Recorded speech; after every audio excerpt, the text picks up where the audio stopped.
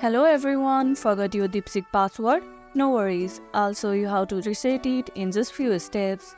First, open the DeepSeek app. On the login screen, tap on Forgot Password. This will take you to the password recovery page. Now, enter the email or phone number linked to your account. Make sure you enter it correctly, then tap Continue. You'll receive a verification code via email or SMS. It might take a few seconds, so be patient. Once you get the code, enter it and tap Continue to move forward.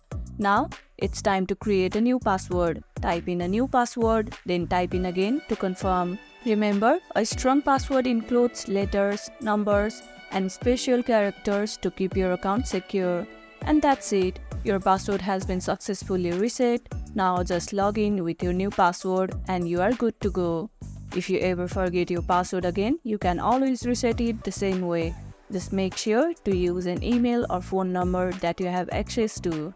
Found this helpful? Don't forget to like, share, and subscribe for more quick guides. Thanks for watching. See you next time.